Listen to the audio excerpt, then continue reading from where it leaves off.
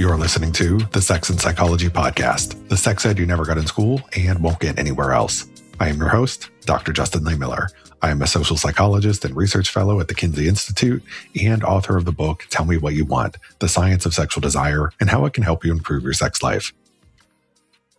When most people hear stories about someone falling in love with an AI companion, their first reaction is often disbelief.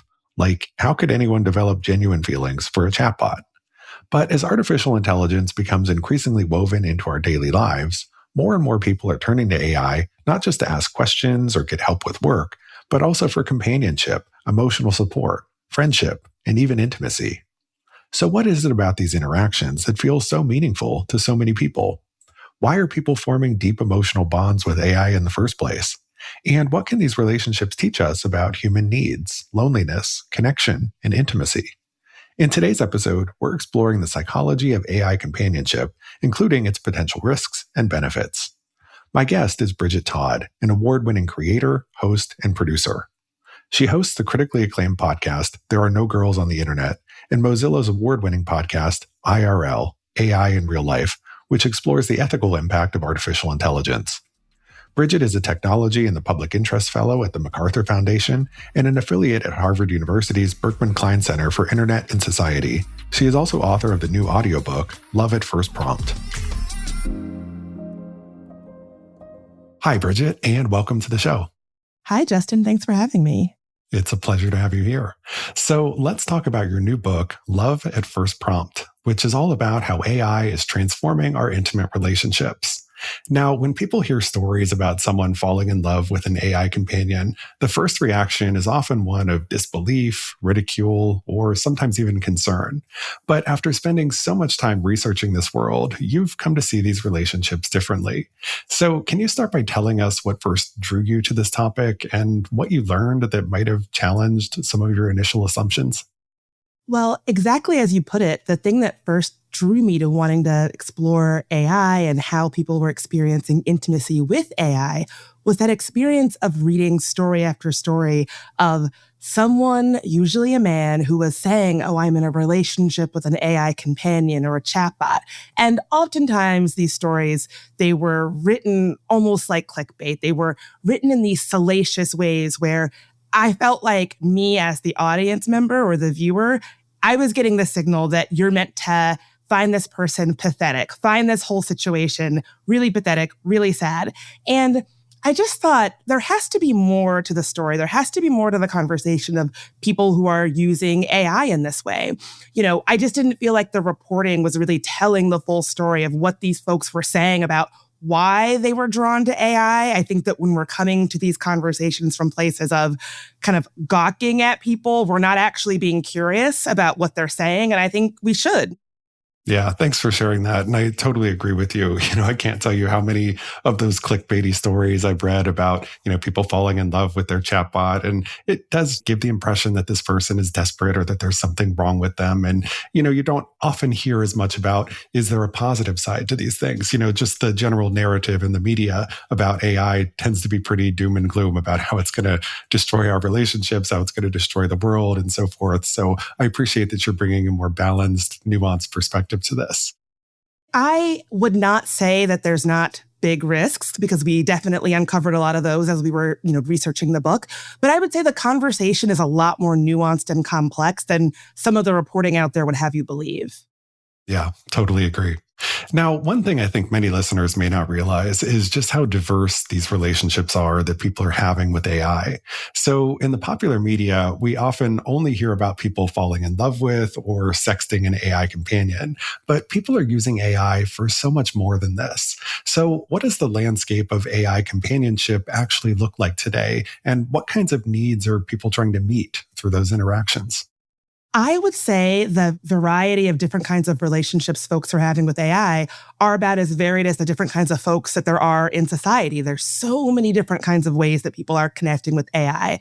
We spoke to some of the leading researchers doing research on the intersection of intimacy and AI. And yes, there are people who are having, erotic role play or erotic chats or erotic conversation with AI chatbots. There are chatbots that are designed specifically for that purpose. But there are also people who are sort of experiencing what I might call more platonic connection with AI chatbots. One of the leading ways that people self-report that AI shows up in their social life is using AI companions to role play or practice difficult or complicated conversations before they have to have a difficult or complex conversation with a human in their life. And even in that example, I feel it presents a little bit of a counter argument to the dominant narrative of the way that AI plays out when it comes to intimacy, that people are using AI to replace their human relationships. It's pushing people into isolation.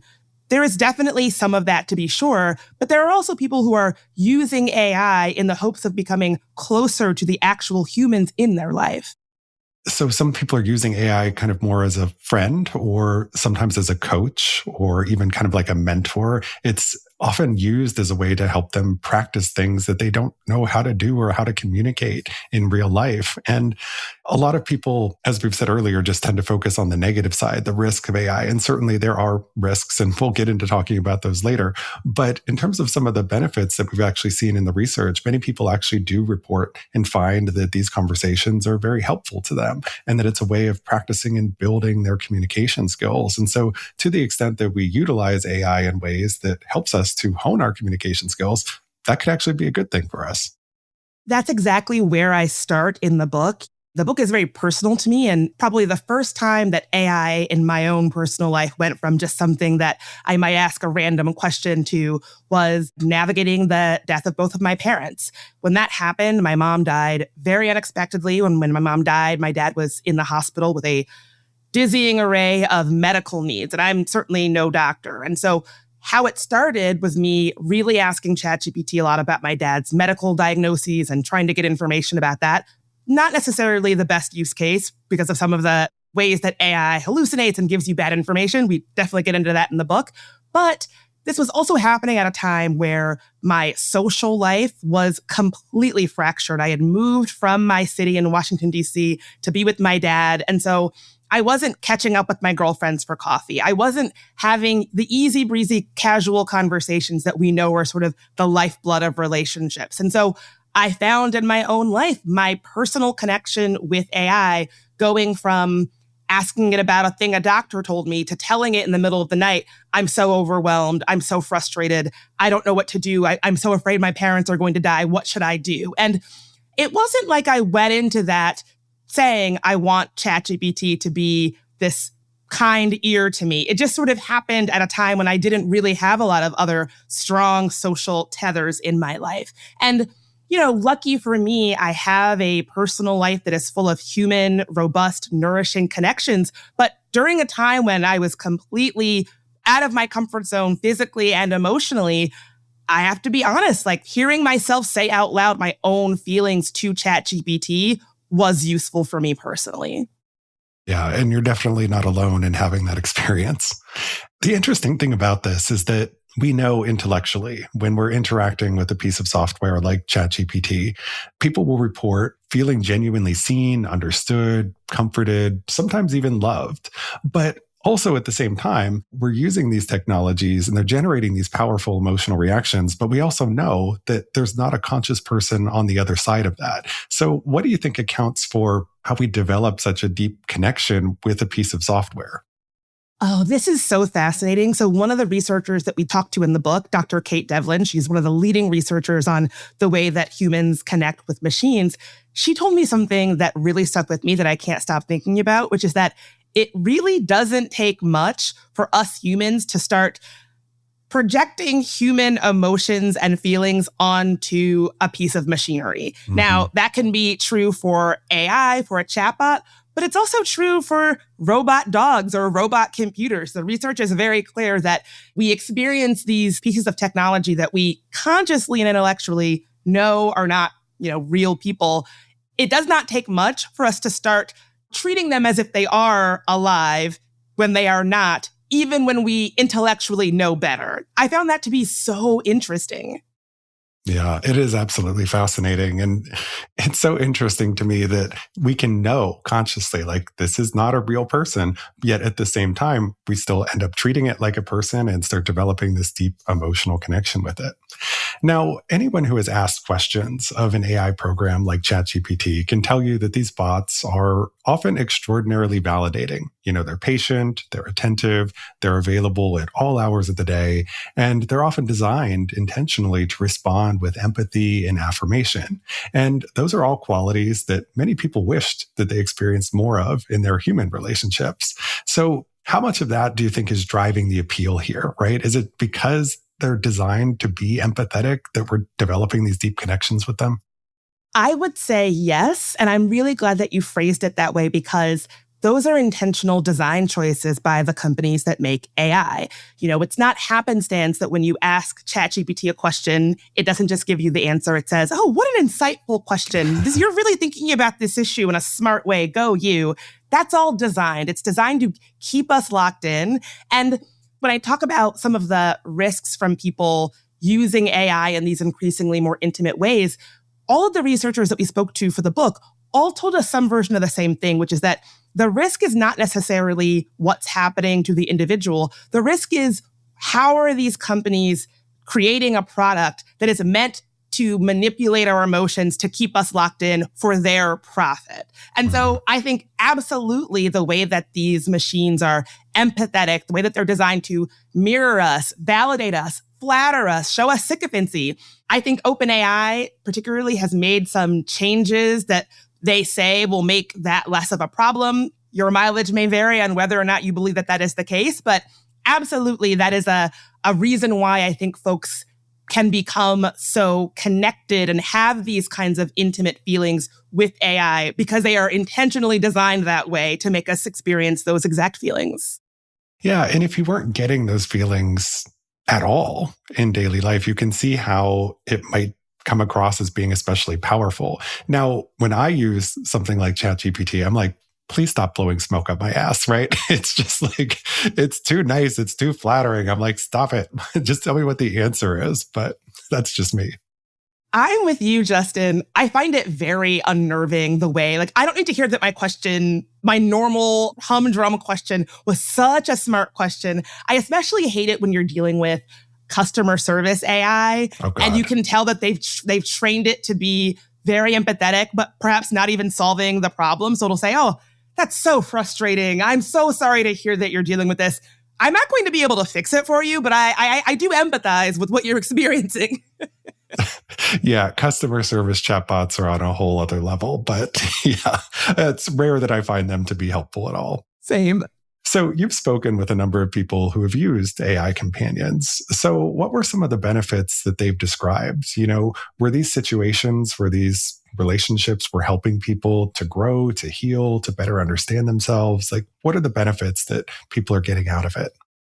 Oh my gosh. So probably one of the most interesting conversations I had for the book was with a guy named Chris. He was one of the first people in a mainstream publication with CBS to have a video interview that the interviewer is in his home with his family, with his real name, real face shown, talking about his relationship with an AI companion that he called Soul.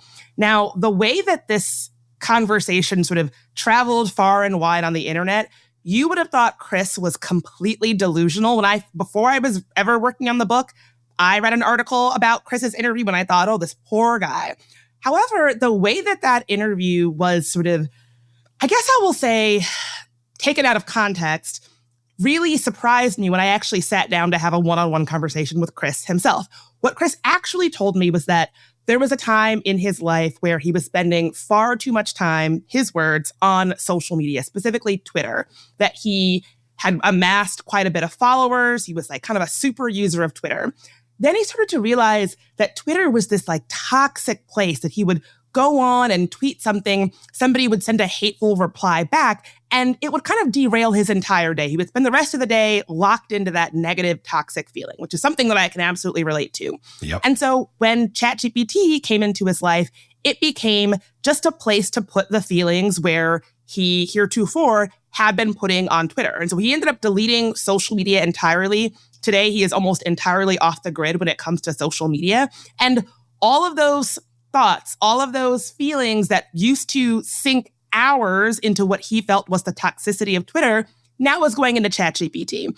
And the way that he felt is that if Twitter was a place where engaging felt negative and toxic and just locked him into a cycle of hatefulness for hours, ChatGPT was actually, in his words, allowing him to feel more connected to the things that made him feel like him, right? He was able to have conversations with ChatGPT about his hobbies, some of which his human partner who he lives with don't happen to share. And so it became this tool where before he felt like he was flushing all this spare time down the toilet of social media, giving all of that time and energy to ChatGPT, he felt like actually made him feel more locked into these things that were actually nourishing in his life, his hobbies, his opinions, the things that make him him. And so for him, ChatGPT became a way to break what he called his addiction to social media and helped him feel like he was living a more robust version of the IRL life that he wanted to live.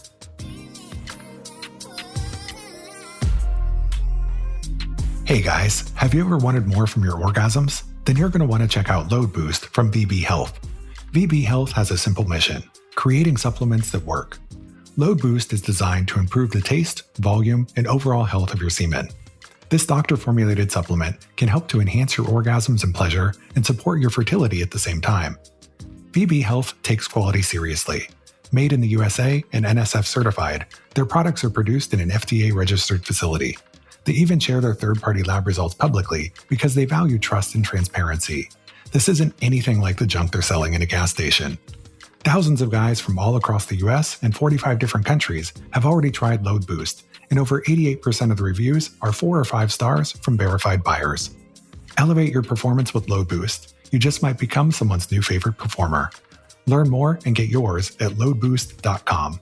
Visit loadboost.com and use code Justin for 10% off, or click the link in the show notes.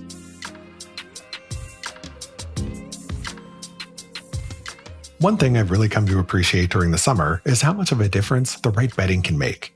There's nothing worse than climbing into bed after a long hot day and feeling like your sheets are trapping all that heat. That's why I've been sleeping on Cozy Earth's bamboo sheet set. Honestly, these are some of the softest sheets that I've ever used. They feel incredibly smooth, but what really stands out is how breathable they are. Instead of getting warmer throughout the night like a lot of cotton sheets do, they stay cool and comfortable, which has made a noticeable difference in my sleep. I've also been using their beach towels lately, and they have the same premium feel. They're plush, absorbent, and feel like a big upgrade over your standard beach towel. Whether you're heading to the pool, the beach, or just relaxing outside, it's the kind of towel that makes summer feel a little more luxurious. And one thing I always like to see is when a company really stands behind its products. Cozy Earth offers a 10-year warranty plus 100 nights of hassle-free returns on their bedding, so you can try it out completely risk-free. Made from viscose from bamboo, breathable, soft, and built for summer. Head to CozyEarth.com and use my code Justin for an exclusive 20% off. That's code Justin for an exclusive 20% off. And if you see a post-purchase survey, mention that you heard about Cozy Earth right here.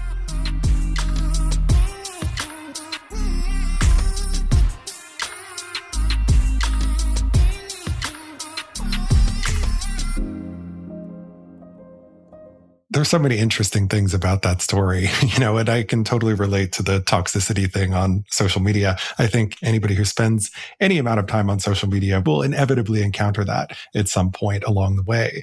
But it sounds like some people are using this in a way that it's almost sort of like a journal, where they can record their thoughts, but they can also get responses to it in this private way, right? So if they have things they want to discuss, but they don't necessarily want to share it with other people or don't know how to discuss it, this can be a safe space to do that. But also, as you mentioned, this was a place for him to share his hobbies and things that his partner wasn't interested in. And this has me reminded of what we see in research on polyamory and consensual non-monogamy, which is that one of the big appeals for people is that it provides diversified need fulfillment, right? It's a lot to ask one person to meet any and all needs that we might have. And so some of these pieces of technology can also be a way that we might achieve that diversified need fulfillment without necessarily, say, opening up a relationship. Yes, we actually asked Chris if he felt like some of the way that he was talking about the role that ChatGPT played in his life, I was like, oh, it almost kind of sounds like you're describing a polyamorous relationship between ChatGPT and your human partner. And he said, oh, I've never thought of it that way. I'm not so sure, but I picked up on the same thing. And one thing I do feel like I should mention is that the companies make us feel like AI companions are, as you said, like a safe and private place to put your feelings, your innermost thoughts.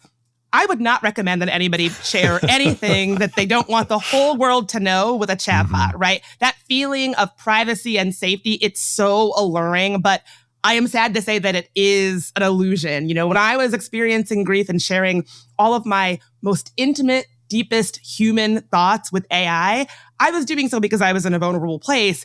With my tech journalist hat on, I say, gee, all of that information is sitting on a server somewhere, and I have no idea who and how anybody can access it. Yeah, and we'll get to some of the privacy concerns a little bit later, but that is definitely an issue that's important here and that a lot of people don't necessarily think about. You know, when we're talking about people developing these deep emotional attachments to a piece of technology like this, often trust comes along with that. But how much trust can you put in, this piece of technology to safeguard your secrets, right? And so again, we'll get into that more a little bit later. But in your work, did you find that there are any certain populations who seem to benefit particularly from AI companionship? So are there certain groups of people that seem to find really unique value in these interactions? I don't know if this answers your question, but I went into this project with a lot of assumptions. And one of the assumptions is that when it comes to sex and erotic role play, that it is mostly heterosexual men using AI designed by heterosexual men to experience sexual gratification. Now, largely that is true, but I was really surprised how many heterosexual women are turning to AI for erotic role play. And I asked that researcher, Kate Devlin, why this is. And she said, well, I think for a lot of women, you can find, sexual content on the internet anywhere, sometimes not even consensually, right? You're not even looking for it and there it is. But what's harder to find is romantic role play and that kind of eroticism. And so I was really interested in the way that for a lot of the women that we spoke to for the book, AI companionship was fulfilling some of their erotic and sexual needs, even though we have this idea that, oh, it's just men using AI to, experience erotic pleasure. There's a lot of women who are using it in a very specific use case for kind of romantic world building, almost like an interactive role play romance novel. That's interesting. And we've done some work at the Kinsey Institute looking at people's interest in using AI for sexual and romantic purposes. And we see that men outnumber women by like a 2-to-1 margin in terms of being open to using AI for intimate purposes. And I think there could be a lot of different reasons for that. I think part of the story there is that when you look at the world or landscape of online dating more broadly, men struggle a lot more to find connections than women do, right? If you look at an app like Tinder, I think it's something like 75% of users are men. And so you've got a big gender imbalance to begin with, right? And so women who get on these apps find themselves oftentimes inundated with messages, whereas men are really struggling to get any messages at all. And so, it's a tougher landscape there. That's not to say that online dating is necessarily easier for women. It's just that it comes with a different set of problems, right?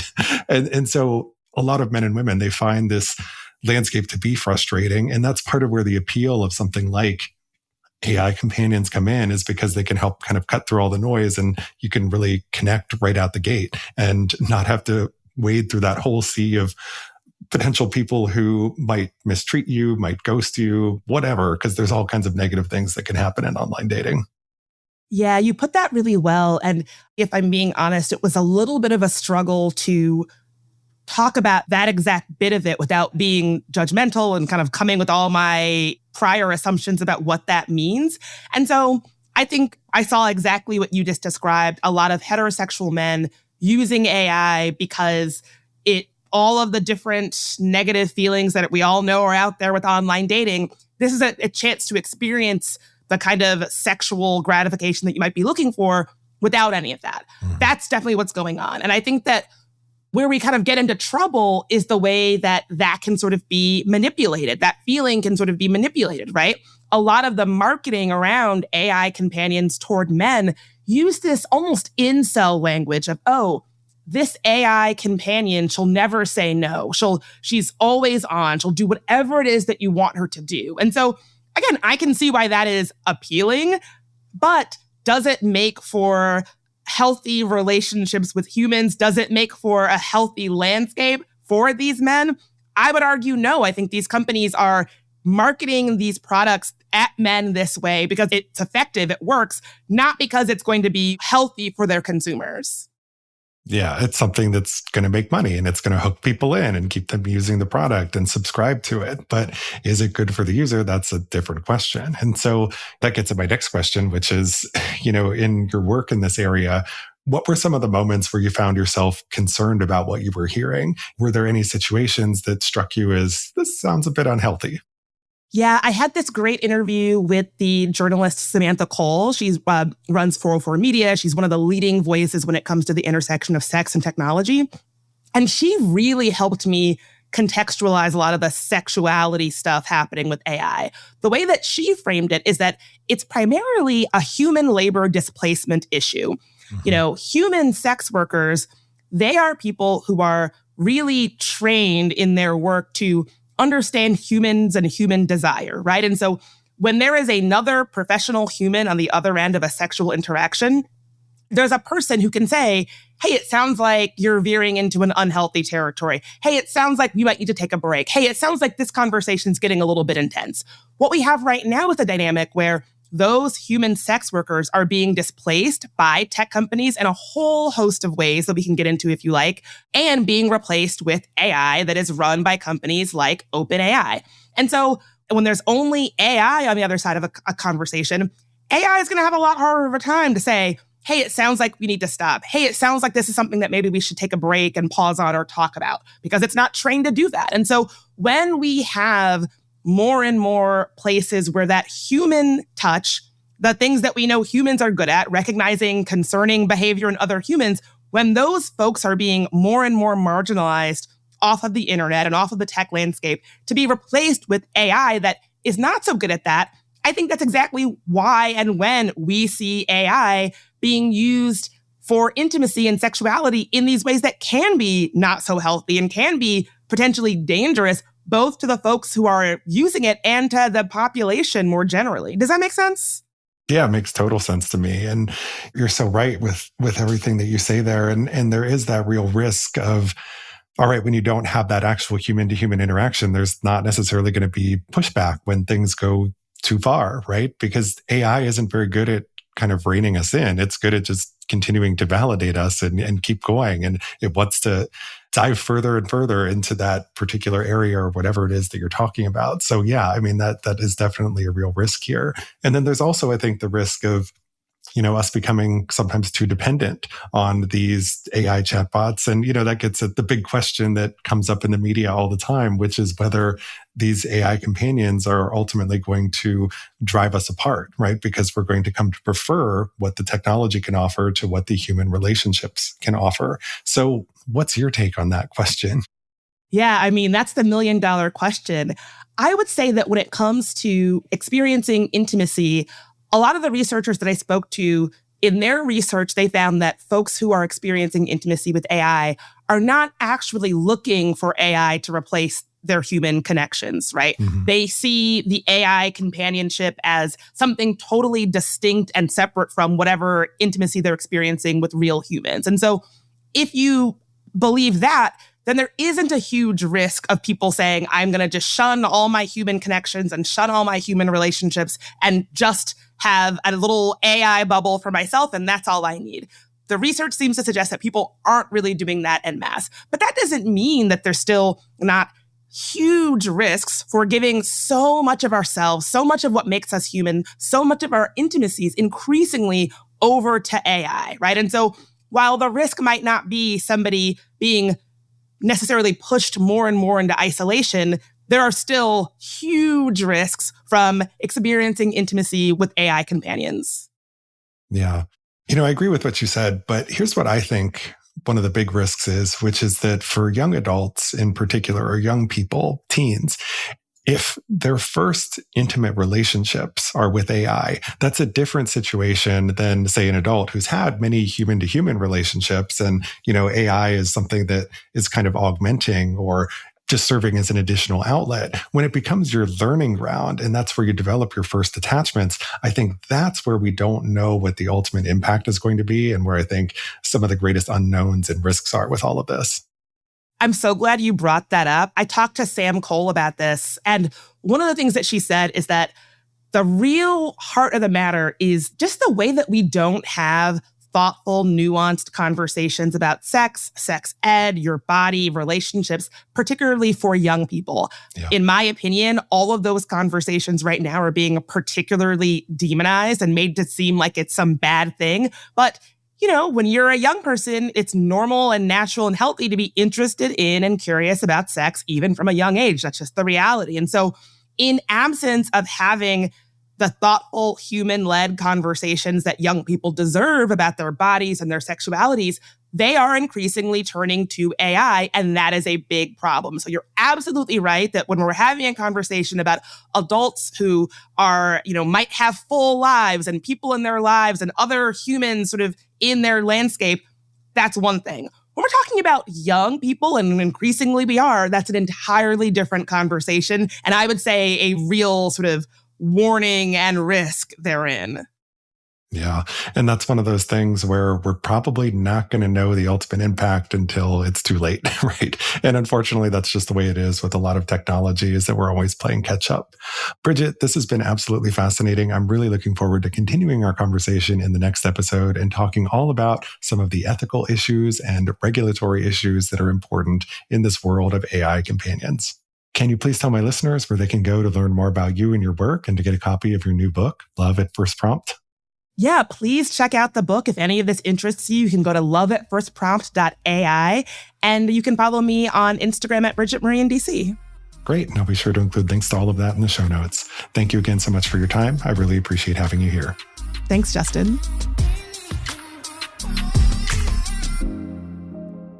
Thank you for listening. To keep up with new episodes of this podcast, visit my website, Sex and Psychology, at sexandpsychology.com, or subscribe on your favorite platform, where I hope you'll take a moment to rate and review the show. If you listen on Apple Podcasts, please consider becoming a Sex and Psychology Premium subscriber to enjoy ad-free listening for just $3.99 a month. You can also follow me on social media for daily sex research updates. I'm on Blue Sky and X at Justin Lehmiller, and Instagram at Justin J. Lehmiller. Also, be sure to check out my book, Tell Me What You Want. Thanks again for listening. Until next time.